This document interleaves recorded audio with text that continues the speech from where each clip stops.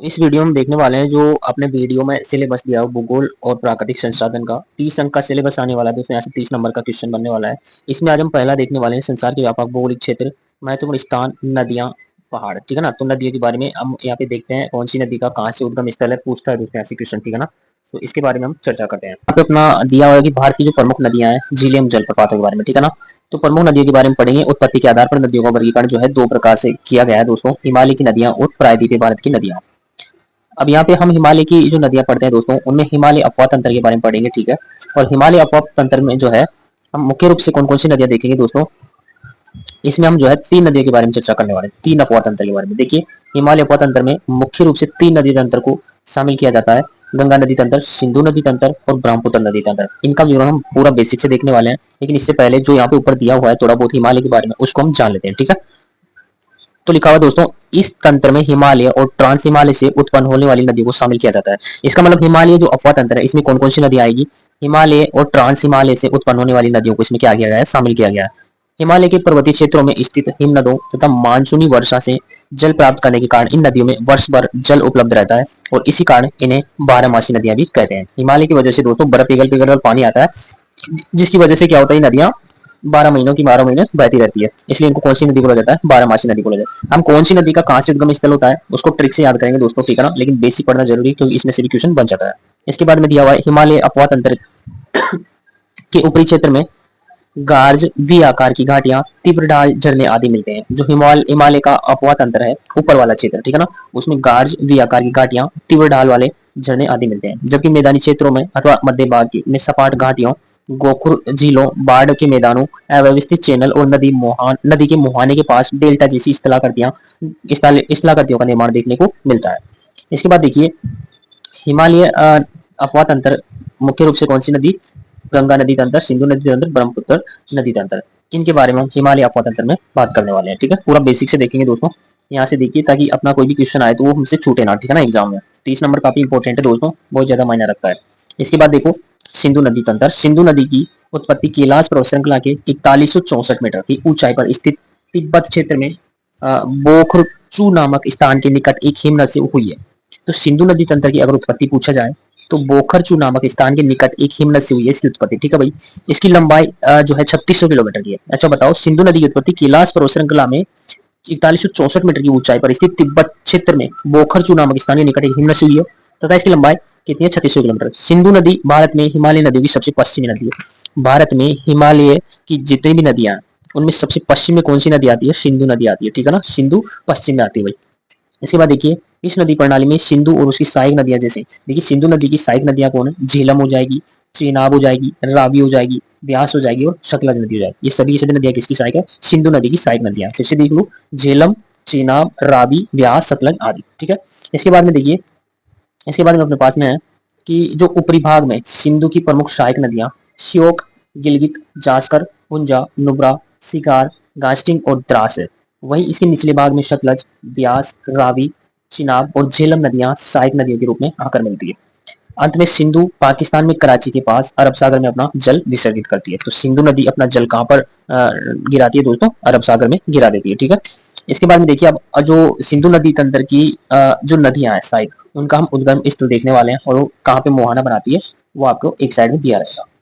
तो सबसे पहले हम सिंधु का देखते हैं। और सिंधु जो नदी है ना दोस्तों, इसका जो उद्गम स्थल होता है वो मानसरोवर झील के निकट से होता है। कैसे याद करेंगे, अब सिंधु को आप पढ़िए सिद्धू। सिद्धू पाजी जो है ना, कमेंट्री बॉक्स करते हो, किसी की भी नहीं मानते भाई, किसी की मानते सुनते नहीं है, और इतना गजब गजब का शायरी बोलते हैं कि लोग हंसी के ठहाके मार मार के रोने लग जाते हैं। किसी की मानते नहीं है, मानते नहीं है से मतलब मानसरोवर है यहाँ पे दोस्तों, है ना। और चाहे कितना ही अरबपति हो, उनकी शायरी सुनने के लिए तो वहां पे चले ही जाते हैं आखिरकार। ठीक है ना। तो इस प्रकार आपको याद रख लेना है, अरबपति से अरब सागर में क्या करती है, अपना जल उड़ेल देती है। और सिंधु, सिंधु का आपको पढ़ना है सिद्धू। ठीक है। सिद्धू किसी भी मानते नहीं है, मानते नहीं है का मतलब मानसरोवर से इसका उद्गम स्थल है। इसके बाद हम देखते हैं सतलज नदी। और सतलज नदी जो है दोस्तों, वो मानसरोवर के राकस ताल से जो है इसका उद्गम स्थल होता है। और ये कहाँ पे अपना जो है मुहाना बनाती है, मुहाना या संगम चेनाब नदी में। ठीक है ना। अब देखिए यहाँ पे सतलज लिखा हुआ, अब सतलज में आप देखो, ध्यान से देखो, इसमें तल लिखा हुआ है और राकस यहाँ पे लिखा हुआ है। तो राकस को आप समझिए राक्षस। बताइए राक्षस कहाँ पे रहते हैं, तल पे रहते हैं क्या भाई, बिल्कुल नहीं रहते हैं। जब तल पर आ जाते हैं ना राक्षस, राक्षस जब तल पर आ जाते हैं ना, तो चाहे कितना ही चिल्लाओ, चिल्लाओ चिल्लाओ, आप इसको पढ़ो चिल्लाओ, कितना ही चिल्लाओ, ठीक है ना व्यक्ति, कितना ही चिल्लाओ, राक्षस अगर तल पे आ गए ना, तो हाहाकारी मचा देंगे भाई, ठीक है ना। क्या मचा देंगे? हाहाकारी। तो सब तल तल पे राक्षस आ जाते हैं तो चिल्लाते हैं ना भाई, चिल्लाते हैं लोग, ठीक है। इस प्रकार आप थोड़ा बहुत हिंट बना के इसको याद कर सकते हैं। इसके बारे में देखिए रावी। अब देखिए रावी नाम का कोई लड़का है, उसको क्या लग रही है? प्यास। प्यास को आप समझिए प्यास। अब उसको प्यास लगेगी ना भाई, तो रोएगा, रोहता रोता रोता है बेचारा। क्या करता है? रोता है। मतलब रावी नाम का कोई लड़का, उसको प्यास लग रही है, क्या करेगा? रोएगा बेचारा, ठीक है ना। क्या करेगा? रोएगा। इस प्रकार आप इसमें ट्रिक बना सकते हो कि रावी भी जो है रोहतांग दर्रे से निकलती है, और ब्यास नदी भी रोहतांग दर्रे के पास व्यास कुंड से निकलती है। इसके बारे में देखते हैं झेलम नदी के बारे में। और झेलम नदी जो दोस्तों यह है वीरीनाग निकट शेषनाग से निकलती है, ठीक है। तो झेलम का देखो कैसे याद करेंगे। जो नाग होता है ना दोस्तों, नाग, शेष नाग, नाग जानते हैं ना भाई, सांप, सांप वगैरह का जो विष होता है ना, उसको कोई आसानी से झेल ही नहीं सकता मेरे भाई, नहीं झेल सकता है ना। चाहे कोई सा इंसान हो, शेष नाग के जैसे को तो कोई झेल ही नहीं सकता है ना। तो झेलम, झेलम जब भी दिखाई देगा आपको याद आएगा कि किसको झेल नहीं सकते? नाग के जहर को झेल नहीं सकते। इस प्रकार आप इसको रिलेट करके याद कर सकते हैं। यहाँ पे लिखा हुआ चेनाब। अब चेनाब नदी का उद्गम स्थल तो देखो हिमाचल, हिमाचल प्रदेश में चंद्र एवं भागा नदियों के मिलने से होता है, ठीक है ना। और ये जो है अपना संगम या मोहना किधर बनाती है? सिंधु नदी। इसके बाद हम देखते हैं गंगा नदी का तंत्र। सिंधु का हमने देखा, इसके बाद में हम गंगा का देखते हैं। अच्छा बताओ, जो सिंधु नदी तंत्र में हमने पढ़ा था सबसे पहले, है ना, उस नदी का जो है पानी कहाँ पे गिरता था? अरब सागर में गिरता था। कौन सी नदी पढ़ी थी हमने? उसको बताओ जल्दी आप, ठीक है। यहाँ पे हम पढ़ते हैं गंगा नदी तंत्र। तो गंगा नदी तंत्र जो है इसकी उत्पत्ति उत्तराखंड के उत्तरकाशी जिले में गोमुख के पास गंगोत्री हिमनद से हुई है। यहाँ पर इसे भागीरथी के नाम से जाना जाता है। इसकी लंबाई 2525 मीटर है। गंगा द्रोणी में 11 राज्य शामिल है। कितने राज्य है भाई इसके अंदर? 11 राज्य आते हैं। कौन कौन से? उत्तराखंड हो गया, यूपी, एमपी, राजस्थान, हरियाणा, हिमाचल प्रदेश, छत्तीसगढ़, झारखंड, बिहार, पश्चिम बंगाल और दिल्ली, ये सब राज्य है। यहाँ पे लिखा हुआ यह नदी देवप्रयाग में अलकनंदा से मिलती है। इसके बाद इसे गंगा के नाम से जाना जाता है। जब ये नदी देवप्रयाग में अलकनंदा से मिल जाती है तब जाकर इसे क्या कहा जाता है? गंगा कहा जाता है, ठीक है मेरे भाई। इसके बाद देखिए हरिद्वार में, यह नदी देवप्रयाग सॉरी हरिद्वार में गंगा मैदानी इलाकों में प्रवेश करती है। प्रयागराज में यमुना नदी में आकर मिलती है तथा प्रसिद्ध संगम का निर्माण करती है, ठीक है मेरे भाई। इसके बाद देखिए बांग्लादेश में जो है इसे पद्मा के नाम से जाना जाता है।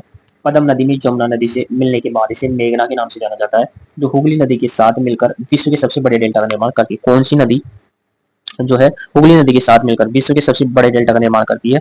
गंगा नदी करती है, ठीक है ना। इसके प्रवाह मार्ग में बाईं ओर से आकर अपना जल विसर्जित करने वाली नदियों में रामगंगा, गोमती, घाघरा, गडंग, कोसी, महानंदा, जबकि सोन, यमुना नदियां इसके दाईं ओर से आकर मिलती है।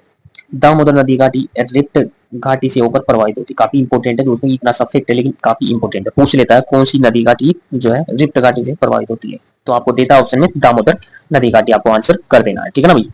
आगे देखते हैं। आगे जो अपने पास में गंगा नदी तंत्र की नदियां हैं और उनका उद्गम स्थल है, और एक तरफ हमारे पास में संगम है, ठीक है ना मेरे भाई। यहाँ पे देखो गंगा नदी का सबसे पहले दियावासी, इसका जो उद्गम होता है ना वो गंगोत्री से होता है। तो गंगा गंगोत्री सिंपल है इसमें तो, ठीक है ना। और इसमें बाई तरफ से कौन कौन सी आती है दोस्तों? रामगंगा, गोमती, घाघरा, यहाँ पे लिखा हो गडंग, बागमती और कोसी। जो है दाएं तरफ से यमुना, ये तो बाई तरफ से आती है, और दाएं तरफ से कौन आती है? यमुना और पुनपुन नदियां जो है इसमें बाई तरफ से आती है, सॉरी दाएं तरफ से आती है। और ये अपना जो जल है कहाँ गिराती है दोस्तों? बंगाल की खाड़ी में गिराती है, ठीक है ना। मतलब गंगा नदी तंत्र की हम जो है नदी पढ़ रहे हैं, और गंगा नदी की जो तंत्र की, गंगा नदी तंत्र की जो नदियां हैं वो अपना जल किधर गिरा रही थी? वो बंगाल की खाड़ी। सिंधु की किधर गिरा रही थी? अरब सागर। अब इसके बाद में देखते हैं यमुना के बारे में, ठीक है ना भाई। तो यमुना का देखो उद्गम स्थल यमुनोत्री जगह सिंपल सा, ठीक है ना, नाम से आ रहा है तो इसमें ट्रिक या लॉजिक का कोई जरूरत नहीं है। चंबल देखो, चंबल अब चंबल को आप समझ लो कंबल, और कंबल को कौन नहीं जानता है भाई? जानता, यहाँ पे भी लिखा है जानता, जाना पाओ पहाड़ी। कंबल को कौन नहीं जाना? सभी जानते हैं कंबल को तो, ठीक है। और कंबल को आप पढ़ लो चंबल, ठीक है मेरे भाई। अच्छा बताओ कंबल कौन रखते थे? कंबल की तरह का शरीर पे अपने कौन रखते थे? महात्मा गांधी जी रखते थे, ठीक है ना। इसके बारे में देखिए रामगंगा नदी के बारे में। यहाँ पे देखिए रामगंगा। अच्छा बताइए राम की जो गंगा कब बही थी नैनों से? जब सीता को रावण उठा ले गया था, ठीक है ना। गंगा बह गई थी आंखों से। तो यहाँ पे लिखा हुआ ना नैनी, तो नैनी का मतलब आप समझो नयन, और राम की आंखों से क्या बह गए? गंगा बह गई नयन की, ठीक है। आंसुओं की गंगा बह गई, ठीक है ना। ऐसे आप रिलेट कर सकते हैं थोड़ा बहुत लॉजिक बनाने के लिए, ठीक है ना भाई। आपको बस एग्जाम में याद आना चाहिए। इसके बाद में लिखा हुआ है शारदा, शारदा लिखा हुआ, और यहाँ पे लिखा हुआ मृताब हिमनद, यहाँ लिखा हुआ है शारदा। अब देखो कैसे रिलेट करेंगे इसको शारदा को मृताब से। इस शारदा को काली नदी भी कहते हैं, देखो काली और मृताब। अब देखो इस मृताब को आप पढ़ो मृताई, मृताई हिमनद से, ठीक है ना, मृताई हिमनद से। अब देखो कोई जैसे कोई मान लो ऐसा व्यक्ति जो आपका कट्टर दुश्मन हो, ठीक है ना, आपकी उससे बनती नहीं है, अब वो मान लो उसका डेथ हो जाए तो क्या बोलते हो? कारो कटेरे, क्या बोलते हो भाई, काड़ो कटे रे मृत्यु, मृताई काड़ो कटे भगवान, बढ़िया रही हो, मृताई काड़ो कटे हो ना। बस लॉजिक लगा रहे हैं दोस्तों ना, ऐसा कुछ भी नहीं है, डोंट माइंड, बस लॉजिक लगाए इसमें, ठीक है ना। तो मृताई काड़ो कटे हो, आप ऐसा बोलते हो सोचते हो, ठीक है ना, बस लॉजिक बनाए थोड़ा सा, ठीक है, याद आने के लिए भाई। इसके बाद में सोन नदी लिखा है, सोन, और यहाँ पे लिखा हुआ अमरकंटक। अच्छा बताओ, यहाँ पे लिखा हुआ है सोन, सोन को आप पढ़ लो सोना, और यहाँ पे देखो लिखा हुआ है कंट, कंट लिखा हुआ ना भाई, सोन और कंट, तो सोना जो है ना, सोना, सोना का आभूषण कहाँ पे पहनते हैं, कंट के पास ही पहनते हैं भाई ना। तो सोन से सोना याद आना चाहिए, कंट से अमरकंटक याद आ जाना चाहिए। इसके बाद में घाघरा, और घाघरा का माप चुंग हिमनद से इसका जो उद्गम होता है, और कैसे याद करेंगे, घाघरा का देखो नाप चाप देते हैं कि नहीं देते भाई, जैसे अभी अगर पुरुष ही मान लो पैंट शर्ट बनवाता है तो क्या देता है, नाप चाप देता है, तो यहाँ पे माप चा लिखा है, तो माप चाप आप नाप चाप पढ़ लीजिए, नाप चाप देता है, ठीक है ना। घाघरा की क्या देनी पड़ती है, सिलवाने से पहले नाप चाप देनी पड़ती है, सिंपल, ठीक है ना, लॉजिक लगाओ भाई याद करने का। इसके बाद में देखा गंडक, गंडक नदी, और गंडक को देखो नेपाल, गंडक को नेपाल भाई, नहीं तो क्या हो जाएगा, खा जाएगा गंडक को नेपाल, है ना। तो याद आएगा आपको, जैसे गंडक दिखेगी और वहां पे नेपाल भी ऑप्शन में, तो गंडक को क्या नेपाल बताया भाई ने, ठीक है, याद आ जाएगा भाई। कोसी, और यहाँ पे लिखा है गोस, गोस का मतलब होता है मांस, ठीक है ना, और यहाँ पे कोस, मान लीजिए एक जगह पे कुत्तों का झुंड बना हुआ है, अब किसी एक कुत्ते के पास में गोस आ गया, गोस का मतलब मांस आ गया, तो कुत्ते क्या करते हैं, उसको कोसने लग जाते, छीनने लग जाते, कोसते हैं ना भाई, हम कोसते पढ़ते हैं, हम कहते हैं गाँव में कहते हैं कि यार कोस लियो यार, है ना, कोस लियो, छीन लिया, कोई ऐसे थोड़ी बोलता है गाँव में भाई, कोस लियो यार, कुछ का लियो यार, ऐसे ही तो कहते हैं गाँव में, है ना। तो गोस, गोस का मतलब मांस, और मांस को क्या कर लिया उसने, कोस लिया, ठीक। इस प्रकार आप इसको याद कर सकते हैं। इसके बाद में लिखा हुआ यहाँ पे महानंदा, अब देखो यहाँ पे लिखा महानंदा, अब महानंदा को आप पढ़ लो महाआनंद, महाआनंद।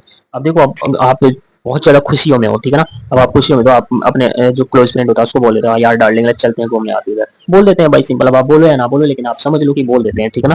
तो खुशियों में, खुशियों मतलब महाआनंद में रहते हो ना, महाआनंद का मतलब महानंदा समझिए, और जब आप महाआनंद में रहते हो तो डार्लिंग बोल देते हो, मतलब दार्जिलिंग से इसका क्या होता है, उनका महानंदा। कीन, यहाँ पे केन, कैसे केमूर, कैसे कैन कैसे केमूर, कैसे कैन कैसे कैमूर, आप इस प्रकार दो चार बार करो, इसको दिमाग में हो जाएगा सेट, ठीक है ना।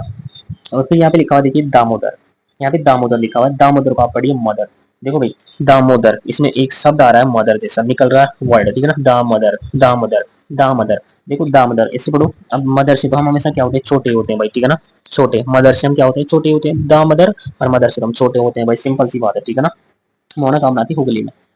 इसके बाद में देखिए बेतवा या बेतरई नदी, ठीक है ना, बेतवा, अब बेतवा का पढ़िए बेचवा, बेचवा, किसी भी चीज को आप बेचते हो ना, तो बेचने से पहले राय लेते हो किसी से, यार किस हिसाब से बेचना चाहिए, किस हिसाब से नहीं बेचना चाहिए, ठीक है ना। आप समझिए इसे, अगर आप राय लो या नहीं लो वो अलग बात है, वो मैटर नहीं करता, लेकिन आप समझिए कि आप किसी भी कोई वस्तु उसको बेचने से पहले क्या लेते हो, राय लेते हो, तो बेतवा नदी राय से निचला हो जाएगा, ठीक है ना। इसके बाद हम पढ़ेंगे दोस्तों ब्रह्मपुत्र नदी तंत्र, और ब्रह्मपुत्र नदी तंत्र देखिए, ब्रह्मपुत्र नदी प्रणाली 3848 किलोमीटर की विश्व की सबसे लंबी नदी प्रणालियों में से एक है, इसे तिब्बत में यारलुंग तसंगपो नदी के रूप में, देखो तिब्बत में क्या कहते हैं, यारलुंग, भारत में ब्रह्मपुत्र, लोहित, सियांग और दियांग के नाम से, और बांग्लादेश में जमुना कहते हैं। तो देखिए तिब्बत में क्या कहते हैं, यारलुंग तसंगपो, भारत में ब्रह्मपुत्र भी कहते हैं, लोहित भी कहते हैं, सियांग भी कहते हैं, दियांग भी कहते हैं, ठीक है, और बांग्लादेश में क्या कहते हैं, इसको जमुना कहते हैं, ठीक है भाइयों। तो पूछे कि बांग्लादेश में ब्रह्मपुत्र नदी किस नाम से जानते हैं, तो जमुना, भारत में तो ब्रह्मपुत्र कहेंगे, ठीक है, तिब्बत में किस नाम से जानते हैं, यारलुंग तसंगपो, ठीक है। इसके बाद देखिए थोड़ा सा और फैक्ट क्या है, ब्रह्मपुत्र नदी का उद्गम मानसरोवर झील के पास कैलाश पर्वत के चेमा युंगडंग ग्लेशियर से होता है। ब्रह्मपुत्र नदी का उद्गम स्थल थोड़ा सा रिलेट कर लो दोस्तों, जैसे इसमें पुत्र लिखा आ रहा है, ठीक है ना, और यहाँ पे देखो माई, माई शब्द लिखा आ रहा है, तो देखो माई का मतलब क्या होता है, माँ, और भाई माई को तो मदर को तो कहते हैं माई, तो पुत्र, पुत्र का जन्म कहाँ से होगा, माई की कोख से होगा ना भाई, माई की कोख से होगा, चे मायु, मायु, अरे भाई माई, पुत्र, पुत्र लिखा हुआ है और यहाँ पे माई लिखा हुआ है, तो ये थोड़ा सा रिलेट कर लो, आप अपने दिमाग में लॉजिक बिठा लो कि जब ब्रह्मपुत्र के बारे में पूछा जाएगा तो ऑप्शन में हमें क्या मिलेगा, माई, इसके ऑप्शन में ये जहां से इसका उद्गम होगा उसमें माई शब्द जरूर मिलेगा, ठीक है, तो माई मिलेगा आपको, चीमा युंगडुंग ग्लेशियर से होता है, ठीक है ना। नमचा बरवा 7,755 मीटर के पास मध्य हिमालय में एक गहरे मौका का निर्माण करती है हुई, यह एक प्रक्षुब्ध एवं तेज बहाव वाली नदी का रूप से बाहर निकलती है।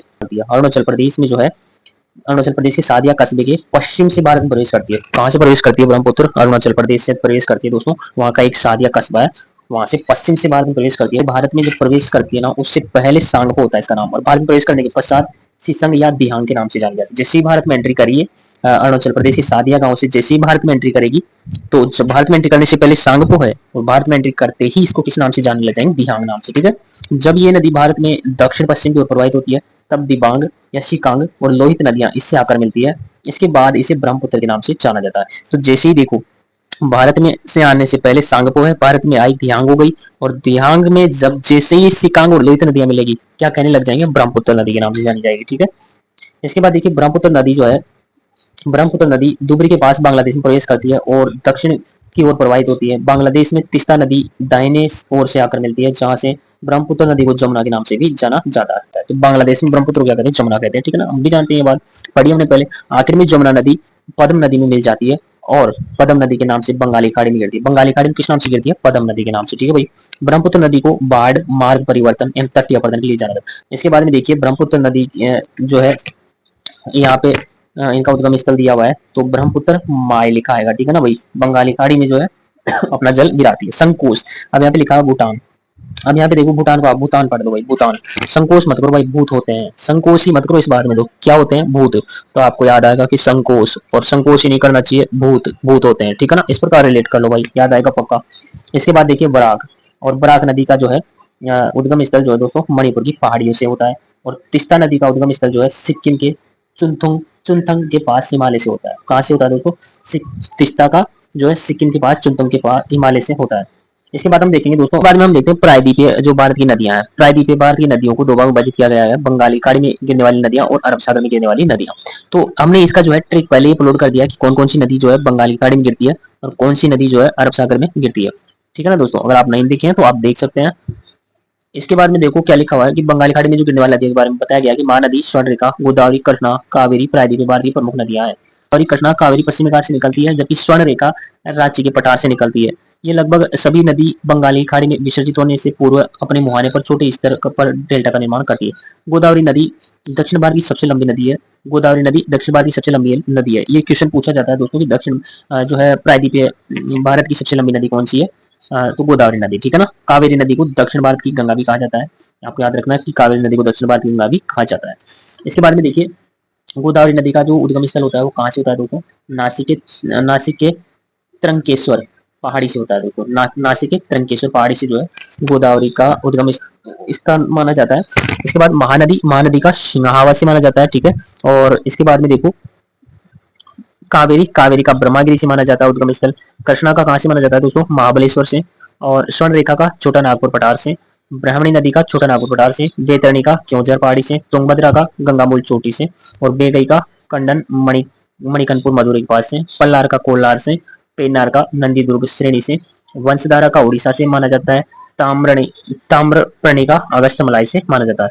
इसके बाद अरब सागर में गिरने वाली नदियां हैं, और इनकी हमने पहले ही ट्रिक बना दी दोस्तों, कौन कौन सी नदियां गिरती है अरब सागर में। ठीक है, यहाँ लिखा हुआ नर्मदा, ताप्ती, साबरमती, माही प्रमुख नदियां हैं जो पश्चिम में प्रवाहित होकर अरब सागर में अपना जल विसर्जित करती है। जल का अधिक उपयोग होने के कारण, प्रवाह मार्ग कम होने के कारण इन नदियों द्वारा समुद्र तट पर ज्वार नदमुख का निर्माण किया जाता है। नर्मदा नदी विंध्याचल पर्वत और सतपुड़ा पर्वत के मध्य रिफ्ट वैली से होकर बहती है। तो नर्मदा नदी के बारे में पूछ सकता है ये पॉइंट कि नर्मदा नदी जो है किन किन के बीच होकर जो है प्रवाहित होती है। तो नर्मदा नदी विंध्याचल पर्वत और सतपुड़ा पर्वत के मध्य रिफ्ट घाटी से होकर प्रवाहित होती है। यहाँ पे देखिए जो नर्मदा नदी है, नर्मदा नदी अमरकंटक पहाड़ियों से उद्गम। ताप्ती नदी का मध्य प्रदेश बैतूल से।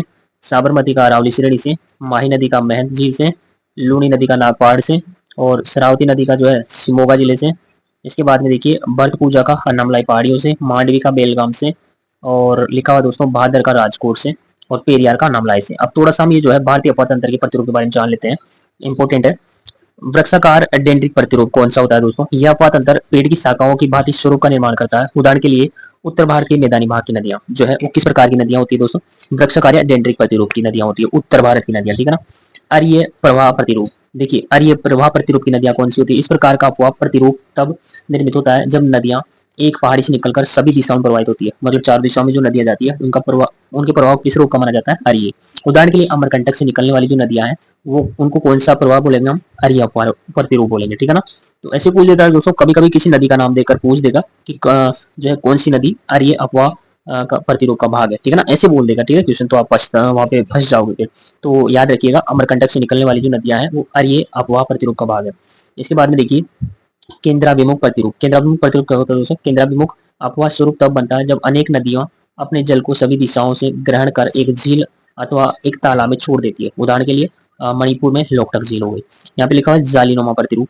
जालीनुमा अपवाद तंत्र का निर्माण तब होता है जब मुख्य नदियों की प्राथमिक सहायक नदियां एक दूसरे के समांतर प्रवाहित होती है और द्वितीयक नदियां जिन्हें उन्हें समकोण पर मिलती है। उदाहरण के लिए हिमालयी क्षेत्र के ऊपरी भाग में स्थित नदियां और सिंगभूमि क्षेत्र में स्थित छोटा नागपुर पठार दामोदर नदी प्रणाली। कौन सा प्रतिरूप होता है? जालीनुमा प्रतिरूप होता है। ठीक है ना। आयताकार प्रतिरूप क्या होता है? आयताकार अपवाह तंत्र की मुख्य धारा और इसकी सहायक नदियां दोनों समकोण पर काटती है। एक आयताकार अपवाह प्रतिरूप अत्यधिक कठोर चट्टानों में मिलता है। उदाहरण के लिए भारत के विंध्य पर्वत में मिलने वाली धाराएं किस प्रकार की होती है? आयताकार प्रतिरूप। तो ये था दोस्तों नदियों के बारे में। ठीक है ना। तो मिलते हैं अगले वीडियो में, तब तक के लिए धन्यवाद।